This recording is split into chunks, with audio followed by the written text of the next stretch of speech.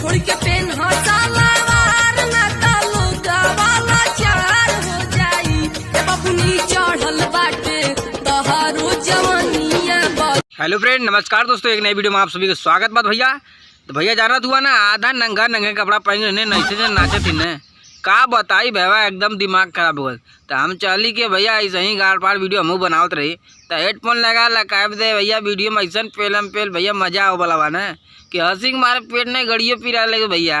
तो चैनल में channel subscribe करा काहे देख के भैया ऐसा ही मजेदार भोजपुरी की रिएक्शन वीडियो आप लोग के बीच में निकालत रहा, देखा पहले एंजॉय करा काहे दे भैया। ऐसे ही हम पच्चर पहले ने का बताया रे दादा रे दादा, देखा पहले का बाल का नहीं बा। ऊपर से 32 नीचे का 36, ऊपर से 32 नीचे का 36, बिचवे के 24 बुझाता कि ना, बुझाता कि ना, बुझाता कि ना।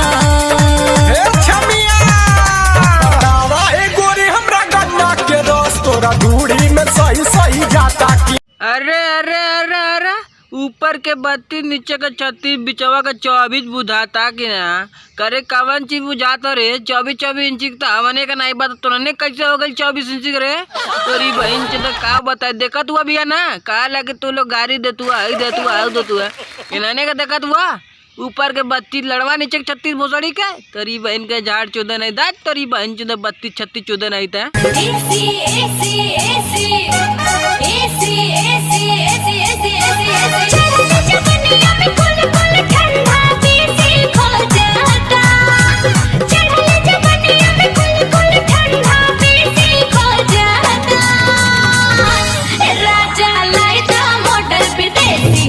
एसी एसी एसी लैंड है एसी तोरी बहन चौदह नहीं चढ़ली जवानिया में कुल कुल ठंडा एसी खोजे लड़वा खोजे तोरी बहन चौदह इतना गर्मी हो गल रे आए आवे तो ने गर्मी निकाल दी हम तोरी बहन जो AC AC AC AC AC AC करके तोर भाई एसी के गाड़ा मार ले करे तो नहीं कवन गाना निकल ले रे लहंगा में एसी लगा था गाड़ी में एसी लगा था भूसड़ी तो जौने मगर तौने का निकाल रहे तोरी बहन जो तोरी बहन चौदह नहीं थे का बताई तूने क्या हम।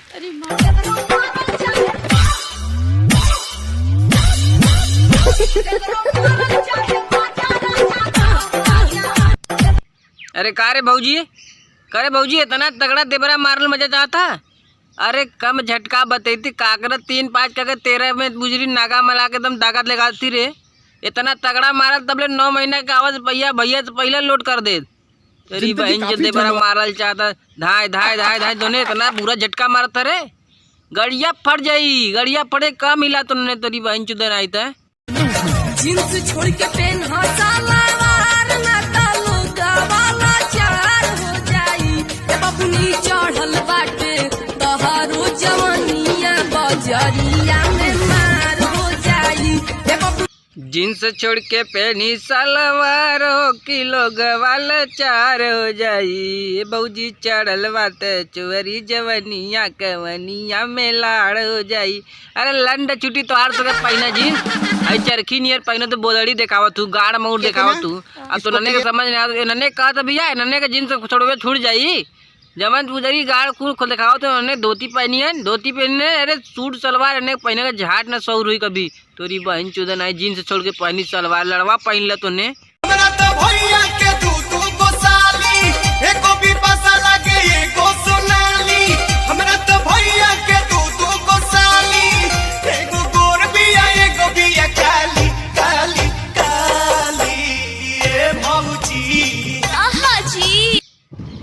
ए भैया हाँ देखला ना कहता हमरे भैया भैया के दो साली एगो भी पाछ लगे सुनाली लाइन झाट लगत इनके साली सरुआइन भूसरे सार के जाना तू का है भौकाल पहले तू कि हमरो व्यवहार बनल झाट व्यवहार में तोहार बहन चुदे एगो काली एगो गोर बिया काली लड़वा वाला काली तोरी बहन चुदो व्यवहार बनाओ दे बुझे कि हमें कभी बाचा लगे सोनाली तोरी बहन के चौदो नहीं थे तो नन्हे सारे सरुआइन के पीछे घुमा बंद कर दबा तो कमाए धमाए लगवा नहीं बुझरा के लॉकडाउन फिर लग जाई।